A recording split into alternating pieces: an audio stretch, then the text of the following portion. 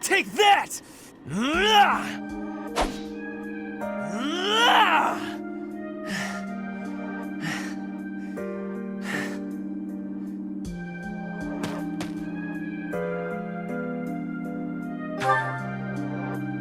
Yes, I am in a hurry. Edelgard claims victory after victory.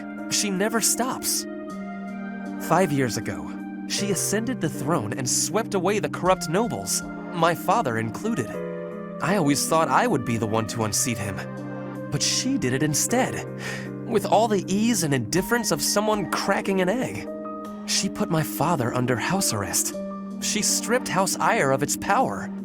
Rather than accepting a role as her puppet, I left. Now I fight to topple the Empire. The disparity between Edelgard and myself is obvious.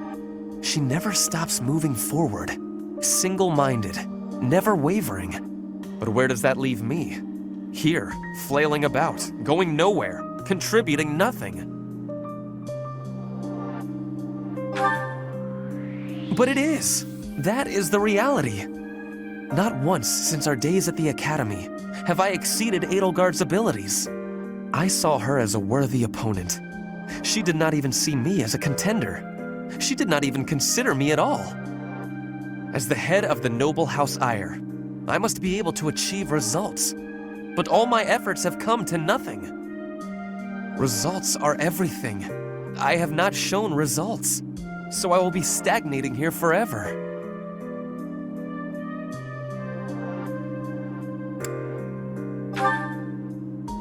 I appreciate that, but it is not enough to persuade me. I know that I have a massive wall to climb, and I must climb it alone. Even so, may I ask a favor? Professor, please keep an eye on my progress. I would appreciate if you were always by my side, bearing witness to my accomplishments.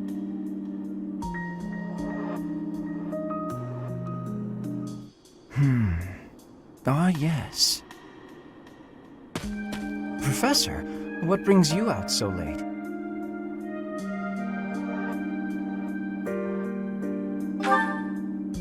Oh, that was likely my voice. I've been worrying about something. I asked you once to help me achieve my goal of being a person who can simply nap all day. Then I thought, if the world becomes a peaceful place, all my crest research might be for naught.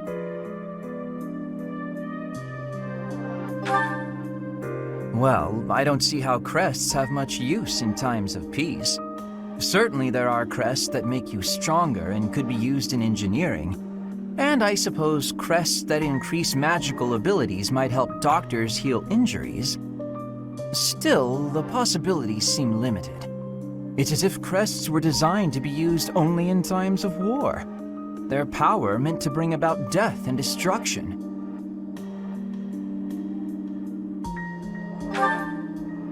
I cannot prove what I say is true, but suppose for a moment that it is.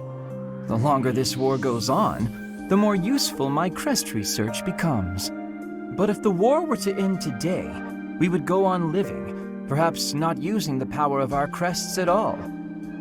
It is truly my dream to be a crest scholar, but I also dream of all the wonderful naps peace would bring. Saying it all out loud, it feels a rather stupid thing to worry over. Knowledge or peace, sleep or war.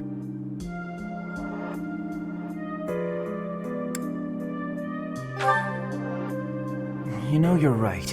In the end, maybe it's not that stupid after all. It certainly isn't to me. Although if I stop researching crests, I'll have one less excuse to spend time with you. Professor, don't make faces like that. People like you, who listen to my blathering and then nod and smile as though what I say matters, people like you are very precious to me.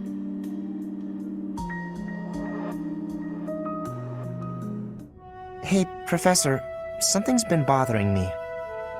Remember that suspicious guy I chased after back when I was a student? A knight scolded me for it, but at the time I really thought I was doing the right thing.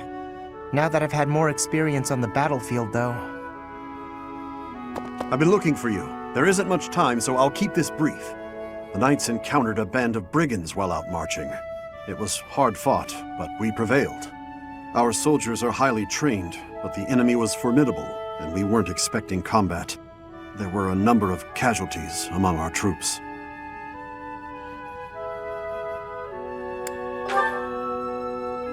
There is something I wanted to bring to your attention. Do you recall the incident 5 years ago involving a suspicious individual in Garreg Mach? These brigands all bore the same scorpion tattoo that we found on the arm of that man. Oh no. I thought that might be of interest to you. Don't mention it. If you'll excuse me, I need to get back to my duties. Heck of a coincidence, right? As soon as I mention that suspicious guy, this happens. But some of the knights died in combat. They died because of what I did 5 years ago. This is my fault. If I'd stayed quiet and tracked the guy down like you said, we would have stopped those brigands sooner, and I wouldn't have blood on my hands.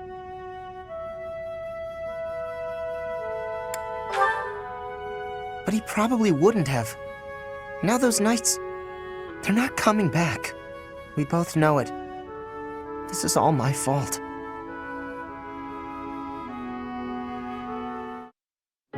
I can't believe how long it's been since I left home. Since I was dragged out of the house, I mean. 5 whole years. It's weird to think about.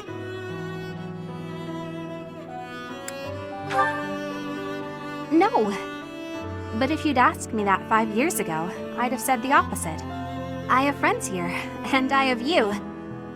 The monastery's become a second home to me. Back then, I never would have dreamed a day like this would come. It's all thanks to you. You've given me a second chance at life. If not for you, I never would have gotten used to leaving my room, let alone the monastery. Maybe the battlefield's just dulled my senses. I'm much better with strangers and new places now, though. I don't panic nearly as much as before.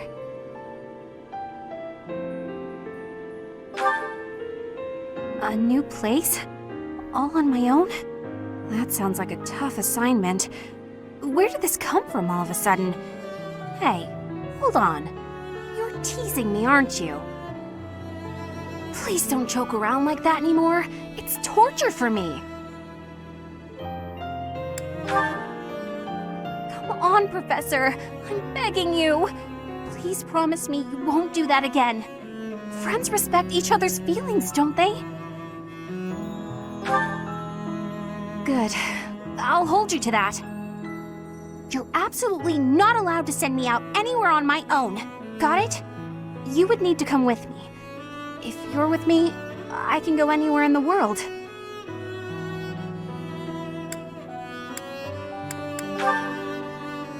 No, that defeats the purpose. Why can't you get what I'm saying? I thought we were finally getting close. Guess I'm not good enough for that, though, am I? I'll let you have this one, but you better be ready for next time.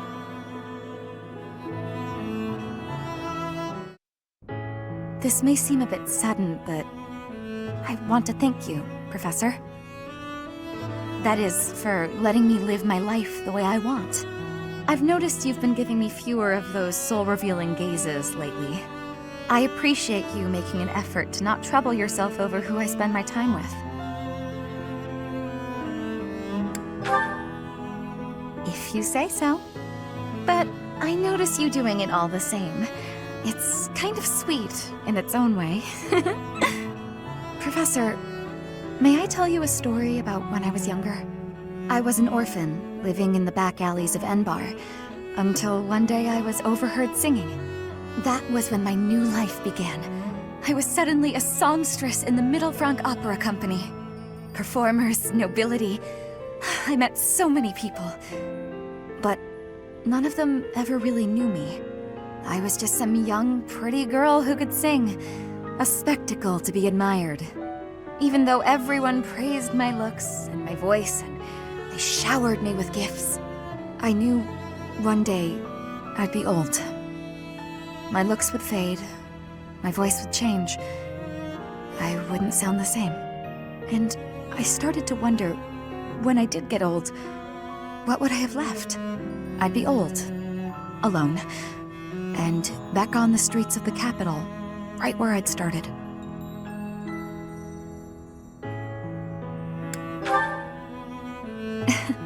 That's sweet of you, even if you are just flirting. I never had much to begin with in life, and I worry that one day I'll be that way again. That's why I keep searching for someone who will love me. Someone unaware of the songstress, who can love a girl that used to be scared and alone on the streets of the capital. I wonder if such a strange person can even exist.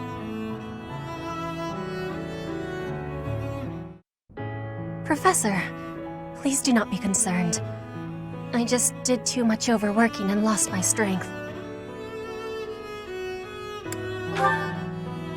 Yes, that is the truth. Please accept my apology. I have sorrow. I am sorry to be fainting at a time like this. Even though I was not asking for your care and attention, you gave it willingly. I am thinking that is incorrect. Will you have a listen to me? There is something that I must be saying. I am thinking you already have knowledge of why I came to Fodlan. Not for studying, but as a hostage for the Empire. So that Brigid would not be rebelling anymore. It feels like a knife against my throat. That I am making my grandfather obey the Empire. If I were running away from the Empire, then Brigid would be defeated. I am not having any options. To be living, I must be fighting to win. For Brigid to be living, the Empire needs to be crushed. So I must be crushing the Empire. That is what my people are wanting from me, and what my grandfather, the King of Brigid, is wanting.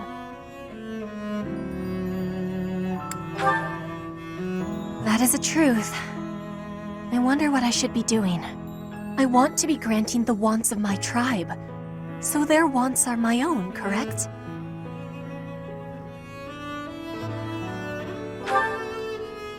What I really want... I have understanding. Wait, no, I actually do not have understanding. Yet. What I am understanding is that there is something I am not understanding. When I know what my true want is, I give you my promise that I will be telling you first.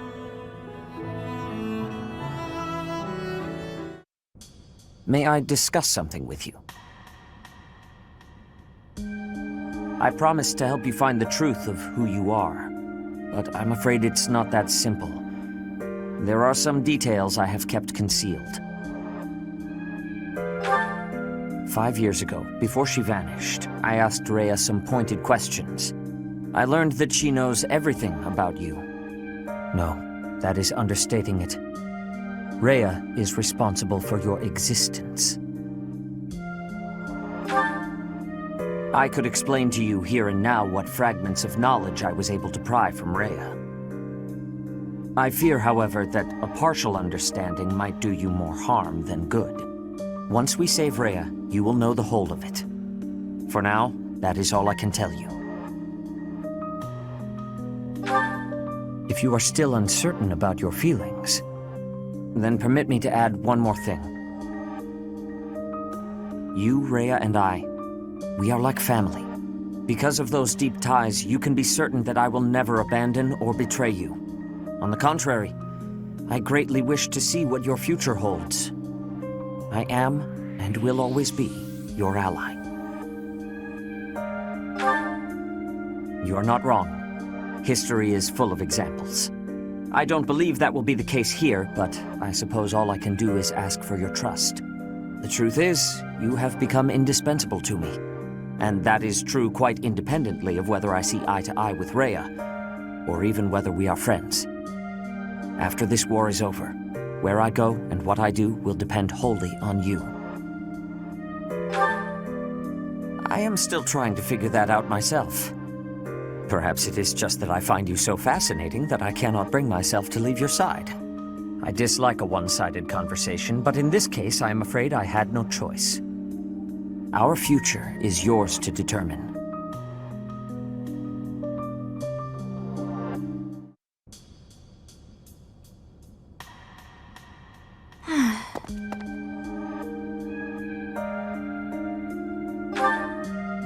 Oh, hello, Professor. How nice to see you. You caught me off guard. I was actually just thinking about you. Just a moment ago? Well, I am afraid I just do not understand you. When we first met, I sensed something different about you, something mysterious. And now I am convinced your existence itself is very special. Thinking on it, I know it to be true. You have a crest that should have been lost long ago. You wield the sword of the Creator as if it is nothing.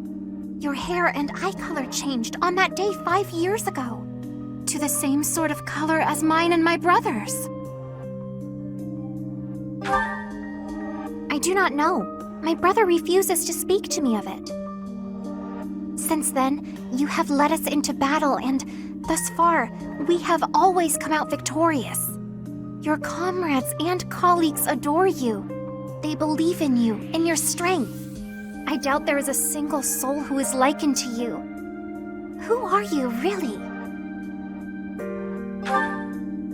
I simply do not understand.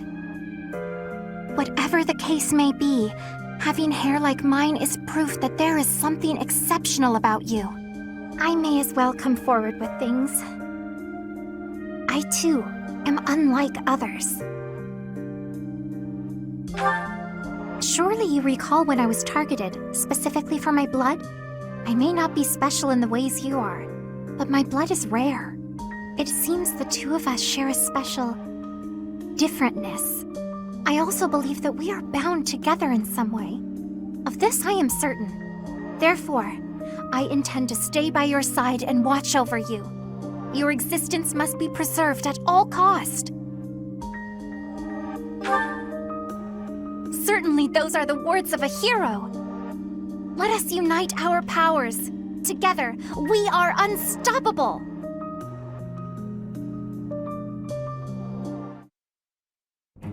Which means that there are some elements of your power that cannot be explained by current theory. Although this may lead to a discovery that alters the very fabric of Crest research. Oh, pardon me, Professor. I became lost in thought, and I do tend to ramble. I suggest we call it a day. Do you concur?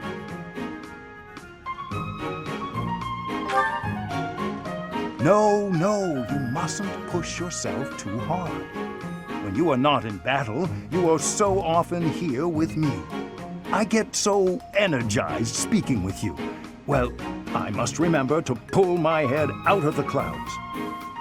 That said, perhaps we should discuss things unrelated to crests from time to time. Some sort of silly, lighthearted topic might be nice, eh? I'm not especially skilled at small talk, alas. Let me see. Perhaps we should discuss... I know. Food. Not my strong suit, the culinary arts, but I do enjoy a good meal. Which kind of food do you prefer, Professor? Sweet or spicy? Same as myself. Yes, indeed. Oh, now my stomach is growling. An old colleague of mine theorized that those who bear crests favor sweet flavors over spicy. She suggested that the crest exerts some manner of influence over... Oh, there I go again. How embarrassing. We were supposed to be avoiding talk of crests, weren't we? Terrible habit of mine, finding a way to turn any conversation towards crests. I really should find a way to stop that.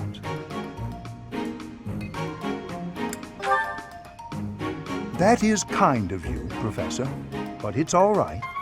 If you were to lose your patience with me, it could have an incalculable impact on my research. That sort of thing has happened in the past, you know. Back when I was still in the Empire.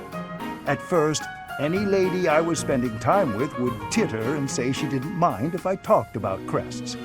But at some point, she would always become fed up and stop listening to what I had to say. In the end, invariably, while I was particularly focused on my research, she would write to say we were done. You may be a man, but I still don't wish for you to grow tired of my company.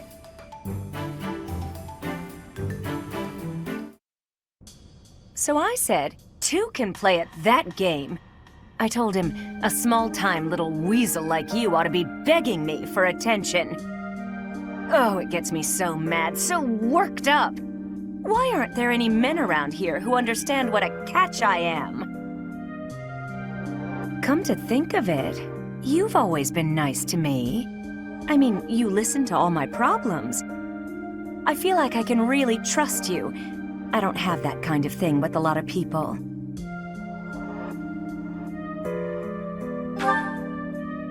Right, I got it. I knew you'd say we were just friends. I'd like to maybe talk about this once the war is over. Once we're all safe. All right, enough of this moping around. What we need is a change of mood. We've still got a lot to do together. When I think about that, what are 1 or 2 men?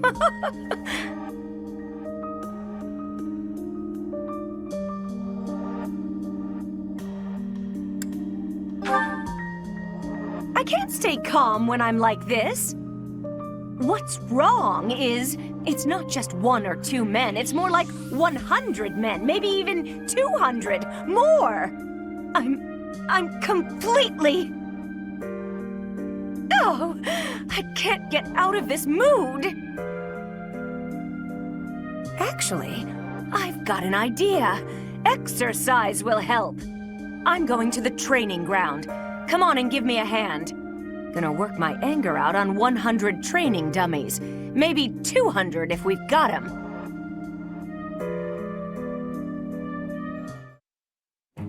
Hello, Professor.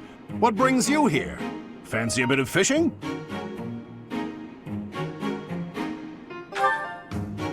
You know, I can hardly go fishing without thinking of old Gerald.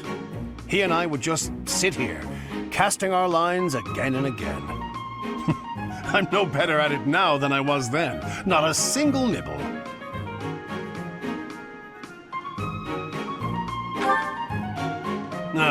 Just like your father.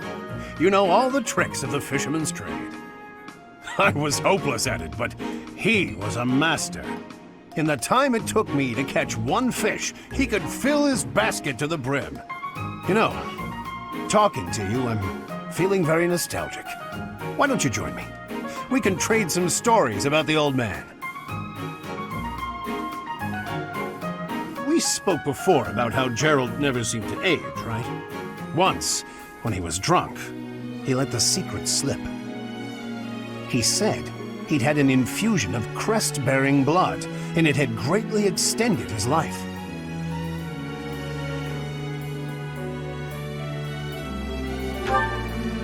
Well, we'd both been drinking.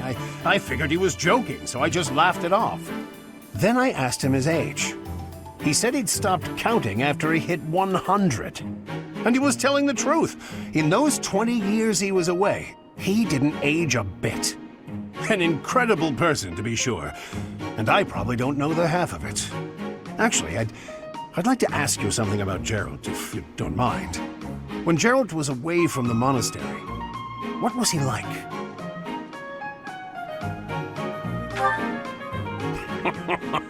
In other words, he was exactly the same.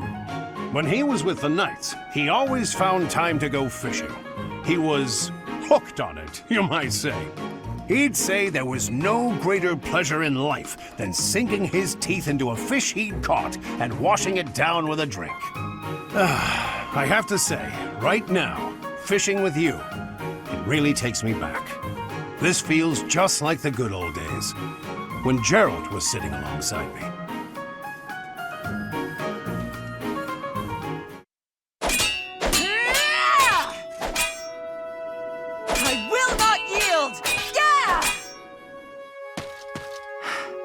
It's been a while since I had such a close call. If not for you, Professor, I wouldn't have made it. I didn't expect to be ambushed on a simple scouting mission.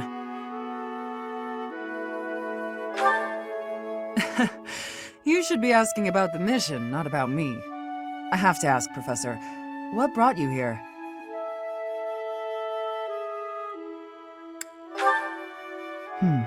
So you came to protect me. I'm beginning to understand why your allies love you. These are selfish times.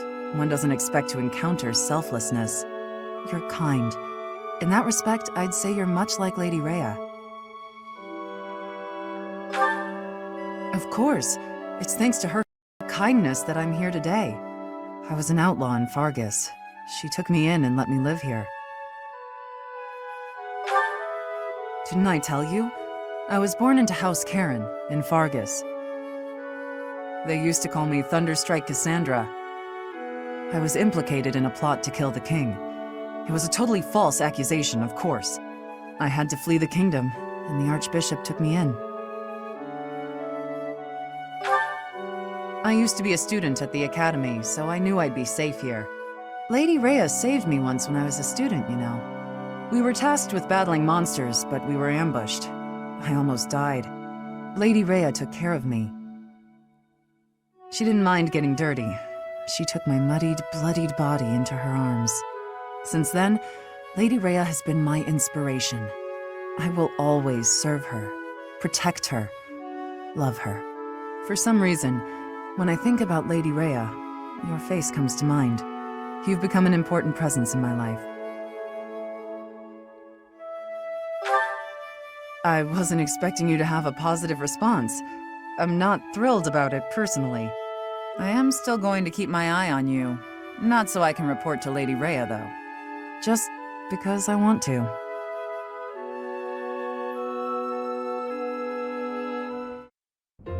Thanks for your help out there. Battles tend to go smoother with you around.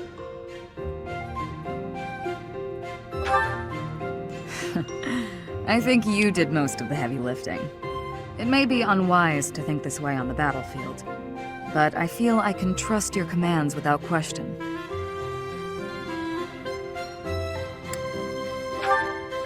Don't we all?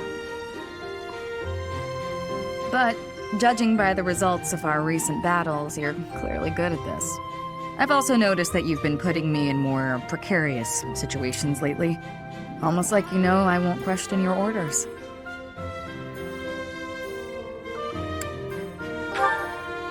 Huh! I'm glad you trust me to get the job done, but still, I knew you were doing it on purpose. You're in a very important position now that you're leading the charge against the Empire. Funny to think you used to just teach at the Officers' Academy. Your old students still call you Professor. That's no title for the commander of an army.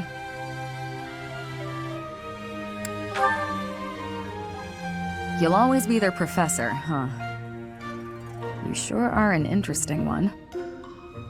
My people lost the war, and I was left to wander Fodlan alone, but I guess meeting you was my prize. You look confused. Did you not know any of this? I was living in my homeland of Dagda up until the Imperial Army destroyed it 10 years ago. But being a mercenary, I have no real allegiance. That's why I'm working here now. Don't worry, though. I don't plan to turn on you.